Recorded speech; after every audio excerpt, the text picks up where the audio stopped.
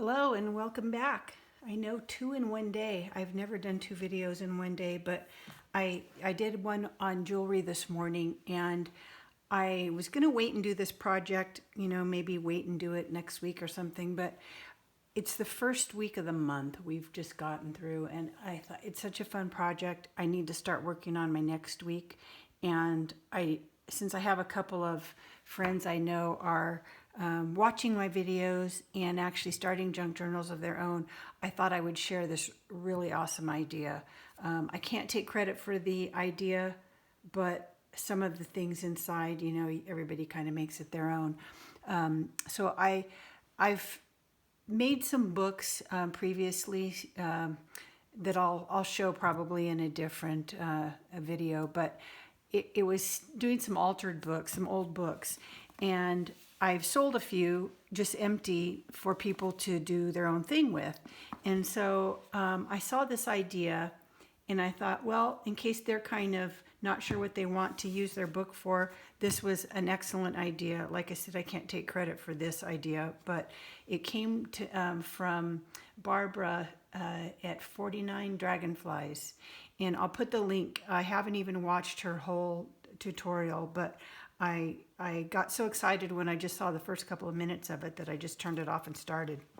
So basically, her video is about bullet journals, which I didn't know what those were, but they're kind of perfect for me because I love making the journals, but I've never really been someone to sit down and write in a journal. It just is kind of, I don't know, I just can't get in the habit of it. So when I heard when she explained what these bullet journals were, I thought, well, that's perfect for me. So it's basically like bullet points. And she goes into the kind of who invented it and has his link and all that kind of stuff. So I will put the link so you can watch her tutorial because I'm sure she's got lots of great ideas inside. So basically, I took an old book that I had already started doing something with the cover of it, and I wanted to just kind of do this one to look crusty, which is kind of like up my alley.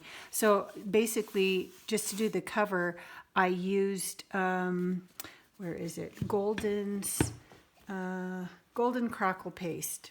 So I'll put the link for this too. And it's the first time I had tried this one. I also have some from Ranger, I think it is, this distressed texture paste in a Crackle.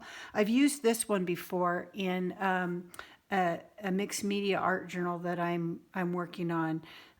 So I had tried this one and I really liked it, and I actually didn't remember which one I had used, so I grabbed this one, and I like it. It worked fine. I think the thicker you put it on, you get kind of bigger cracks, and the thinner you get the little ones. So I really just kind of liked it. Now it's white, and you can probably tint it, I'm sure, with something, but I went ahead and left it white because I wanted to see if I could get some kind of old cracked leather look. So after I did that, I just used my Distress ink, the vintage photo one, the Distress ink, the spray, and I kind of painted it on and then let it dry. I put a lot on, so it took a while for it to dry because every time it kind of started drying when I used a heat gun, it would get lighter, and I wanted it to get a little darker. So anyway, that's just all I did for the cover. You can do anything. I've actually started a couple of other covers that I'm just kind of working on. I don't know how they're going to end up. I've just kind of been doing a layer a day sort of thing on these. I'll probably end up selling those unless I find some other idea I need to do for a new journal. But anyway, so this is just an old book. Reader's Digest condensed books work great. This is a different one, but a similar idea where it's got several books in here. And so basically what it is, I haven't done this part yet because my cover started cracking, and I think I need to do a major repair because this is going to be well used. So I don't want to do this inside cover page yet till I have some tape, some cloth tape ordered. I'm going to see if that'll work. But basically, what Barbara had done was this bullet journal was like each month had just a few pages so that you could have your calendar, a monthly calendar on here. So and you can use it for whatever you want, maybe just appointment calendar kind of thing. I put birthdays on here so I can look ahead at the whole month. And that way, if I need to get a gift or make something, I know how much time I have, holidays, that kind of thing. And then I love saving quotes and poems and that kind of thing. So I thought it'd be fun for, on my first page, to do kind of like, this is the month of September. And so I just found a little quote that I liked for the month of September. This one says, "New month, new chapter, new page, and new wishes. May the month give you courage, strength, confidence, patience, self-love, and inner peace." And I thought that was just the perfect thing for starting out this book. And then I like to also kind of keep track of, because I do jewelry, I like to keep track of every month what the birthstones are for that month, or the flower for that month, that kind of thing. So I actually looked up, and sunflowers were kind of a month of September flower. So I just cut this out of some cardstock, decorative cardstock that I already had that had a sunflower on it. So I just cut that out and stuck it on there. And there's a little graph paper back there out of a new paper pack that I just love. Most of my papers were all cardstock weight, and I really like the whole Tim Holtz kind of feel, industrial things. And I've been saying I want to do a travel journal. So I had ordered this this pack, and it's Maps, Texts, and Ledgers by Park Lane, and I think I got it from Amazon. I'll try to find the link and put that there too. I was trying to actually find a paper pad that someone else had used in a thing, and it's no longer available. So this one was kind of popped up as an alternate, but I just love it because it's all kind of text pages, and it's so dark in here you can't see, but text pages and ephemera kind of things, different maps and different graph paper, different ones. So I like this because it's not heavy cardstock, it's just thinner paper. So it says it's printed cardstock, but it's just not a very heavy weight, and it's only one-sided. So it works great for backgrounds, for pages that you don't want to get them too bulky with your background paper. So I'll put that link in there too. And then I've just used a little bit of burlap because kind of September, I always think of harvesting and that kind of thing, and you know, so it's just kind of that organic. And I've just sewn it onto another different piece of graph paper. Now to print this, because I'm not always wild about my own handwriting, I actually have a little trick that I do to print on papers that are smaller. And I've done it again on this one that I'll show you. But basically you take whatever paper that you want, and in this case, this was like a 6x6, I think this, or 8x8, 8x8 sheets. So they don't fit in, they might fit in my copy machine, but I didn't even try. So what I basically do is I take a piece of 8.5x11 paper, and then I find where it's gonna, I print a practice one, find where it's gonna print on my piece of paper, and then I just tape the paper I want over it, so that I can actually print here if I wanted to by moving my paper wherever the print came out on my practice run. So that's just kind of a little trick that I have used. And I used it in, I didn't do videos very early on when I started doing these altered books. I was just doing little how-tos with photos on my Facebook page. So, but I had done a thing like this with tissue paper, which is what I used on the next page. But anyway, so I have kind of like an introduction for the month, what month it is. And then I put a monthly calendar. And for my calendar, you can just print one off of like a spreadsheet program you might have on your computer, or if you have a calendar and you just want to like shrink it down with your copy machine or something, you can do that. I wanted mine to be a little more shabby, I guess, and just kind of handmade. So basically what I did is I took some of this coffee dyed paper that I did the other day, and I really like this one. It's the elementary school paper, and I like it. It's a little heavier. It's great for pockets and stuff like that, but I just decided to use that for my calendar. And then all I did was I cut, because my pages were I think 5x7, and I thought that's perfect for a monthly calendar, because sometimes calendars have 5 weeks, so you want 5 lines one way and then obviously 7 days the other way. So I cut mine to 5 by 7, even though I didn't want it to fill up the whole page because it kind of got stuck here in the crease. But I just kind of then measured out my 1 inch increments both ways just to make a grid. You could use graph paper too, but I just did that, and then I trimmed it down a little smaller than my book page after I had made my grid. So I did that, and then to do the dates on it, I love this little thing because I saw someone else doing this. France Papillon, actually, she does this a lot on her spreads, is she'll use one of these and put the date that she did it in it, so it gives it still that kind of artsy industrial look, but it puts the date on there for you. So I just took this, and I'll put a link to this one because I really like it, but it's you have to kind of watch when you order these. Sorry.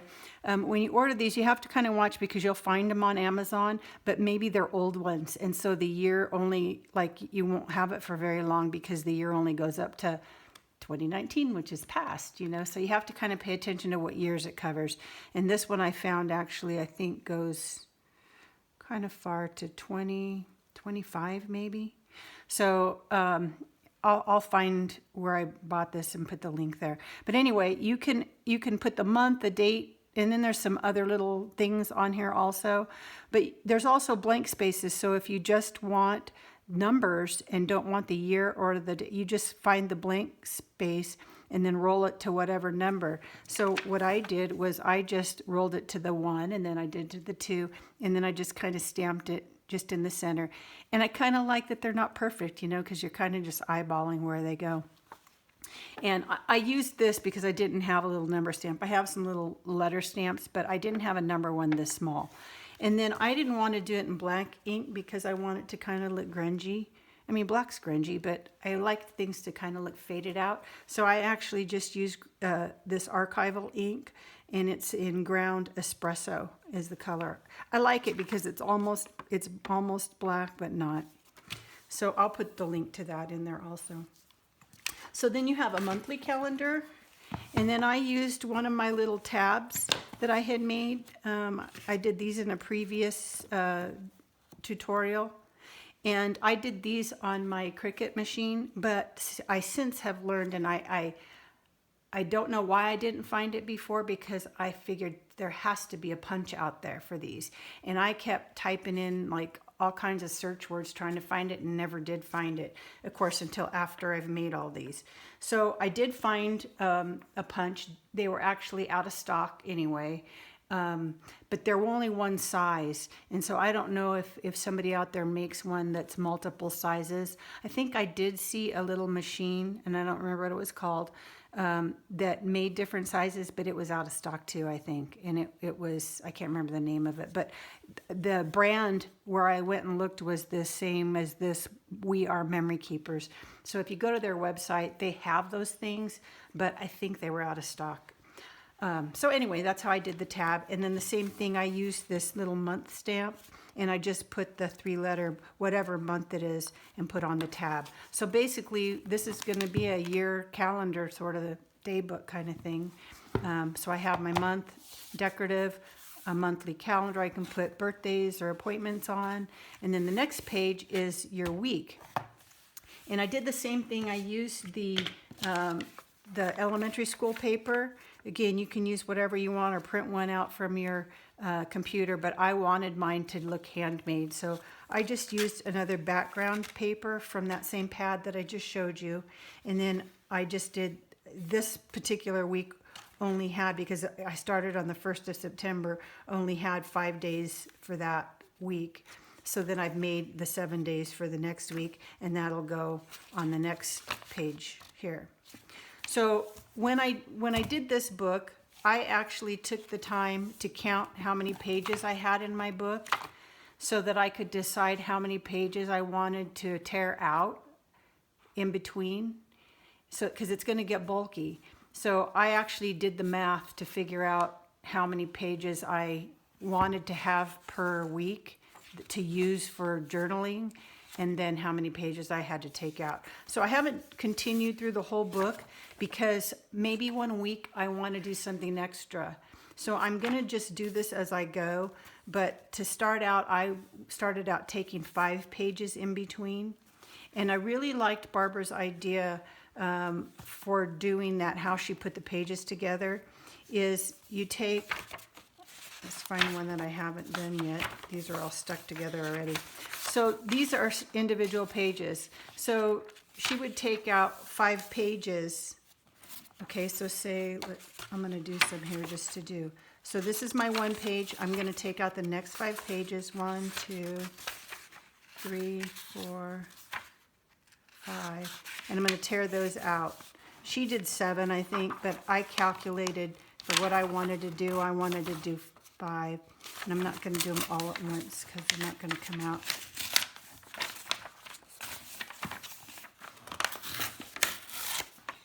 Okay, so get all that out of there. And then you can use this paper for something else.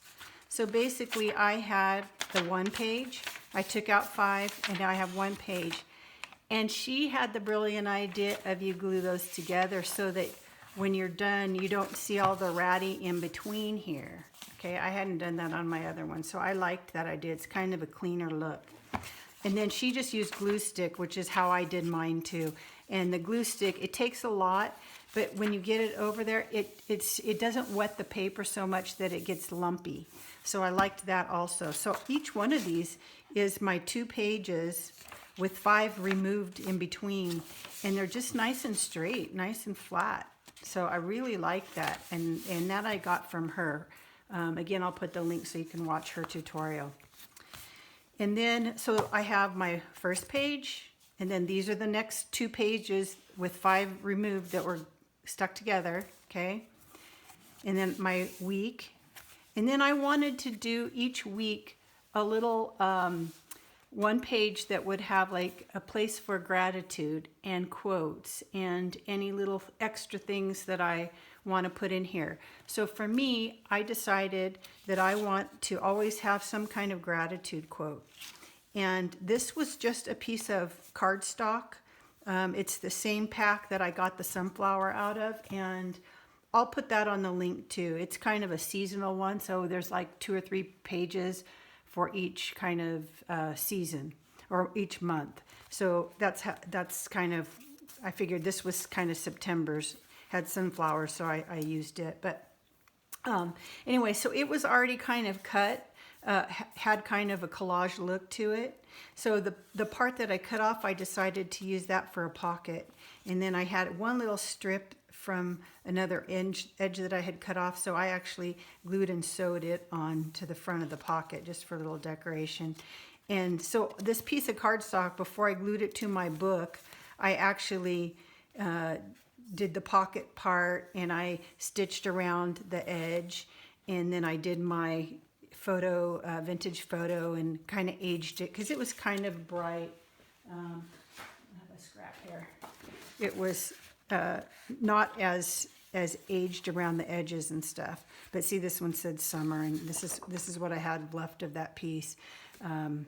So basically 1 piece of paper, and this is where I cut the sunflower out, and then this is the part that was my pocket. So it had 1 little corner that had these other squares on it, and the butterfly was already there. So I actually just took and used a kind of a sepia color watercolor pencil and outlined around those squares, and then used my water pen like this to just get a little water to kind of blend it in. And then that way it kind of makes the pieces pop on the page so they look more dimensional instead of just one-dimensional. And then these actually, I really liked how this was already drawn on there, kind of doodle, but the flowers weren't colored in. So I actually used my watercolor pencils and did that too, just for fun. But just to kind of make it, you can do nothing, but you have fun when you're doing this, and it's very therapeutic. So spending time on 1 little page is just relaxing. So that's kind of nice. So in this, there was this plain yellow square with a little bit of doodle on it, And that's where I decided I wanted to put my little gratitude quote. So this one says, to find happiness, find gratitude. And to make that print, because I'm not wild about my own handwriting, I use a program on my iPad, and it's called WordSwag. And there's lots of different fonts. And the fun thing about it is you can type in whatever you want to say. You can do it over a picture. When I used to do, for those who have followed me a long time and on my personal page, I used to do like a meme a day kind of thing where I would have a photograph of nature that I had taken, and then I would put a quote or a poem or something on that. That's the program that I use. It's called WordSwag. So once I do that on my iPad, I send it to my printer or to my computer, and you can even adjust the color of your text. So like in this case, I was trying to kind of match the drawing on here that was kind of that sepia brown. So I kind of just made my text that color. And it actually, the font that I had chosen actually put in this little decorative leaf too, but I thought it went perfect on this page. So once I've had my font and everything picked out, and I printed it out onto a piece of 8.5 by 11, so this is just out of my printer, and that way I could see if I had shrunk it down enough to fit in that little square that I wanted. So once I had done that, then I knew exactly where it was going to print on my piece of paper. So I just used this actual piece of paper, and I put a piece of tissue paper in kind of this buff color over where I knew it was going to print, and I just centered it on there. And then I used if you can find removable tape. When I ran out, I tried to find it and they didn't have any, but this wall safe tape worked too. So you want to put some kind of tape that you're going to be able to take it off without tearing everything. So you just tape, and I know my paper is going to go in this way, so I want to tape where it's going to feed so it doesn't, grab this paper. And then just one on the bottom. You can do it all the way around, but I have found that if I just tape the top good and the bottom, that's enough to keep it from getting eaten in my printer. So you just put that in. My printer goes in upside down like that, and it comes out. And I had my little saying was on my tissue paper. So once you do that, I actually like a torn edge look. So to do that, and it works on napkins, tissue paper. It works on regular paper, but you have to do it a bunch of times. I use my water pen. You can use a little paintbrush just dipped in water if you don't have this. And you just do a line back and forth where you want your tear. And once it's saturated on tissue paper, once is all you need because it's really thin. Then you can just tear off the rest. And then I used Mod Podge. You can use any kind of glue. And I just, when I'm doing tissue paper, I like to paint the Mod Podge onto the cardstock or book page, whatever you're putting it on. Because the tissue paper is so thin, it'll tear if you try putting it on and then sticking it on whatever. I think it's easier the other way. So that's that. And then I decided, because I want... I could have made this a page that I could just write on, but because this paper was so decorative and I really liked it, I don't want to write all over it. So I decided I would just take another little scrap of that page that I had cut off. I think it was the bottom. And I made like a little bookmark, and then I just put lines on the back. So it's just distressed around the edges again with a vintage photo. I used one of my little reinforcements that I had made the other day off my Cricut, and some kitchen string that I had dyed. All the stuff I had made, if you watched the last videos, I had done all that there, so it was kind of just a quick, easy thing. And then that way I can just put my little gratitude things for the week on here and put them in here. The other thing I wanted to use my book for, because I'm still learning and coming up with ideas, or every once in a while I'll watch a video. I'm not watching as much as I was, but just because now that I've kind of learned the basics, I'm enjoying just trying to come up with things, and at least in my mind thinking I came up with them on my own. I find if I watch too many videos, then I'm just copying somebody all the time, and I don't always like to do that. But when I do, I want to remember what I've made that week, so in the future I can just look back. If I'm looking for my own ideas, I can look through this as like a diary, and say, oh yeah, I remember I haven't made those in a long time, and I can make those. So one thing I did learn this week off of, it's just a page that I just joined, a group.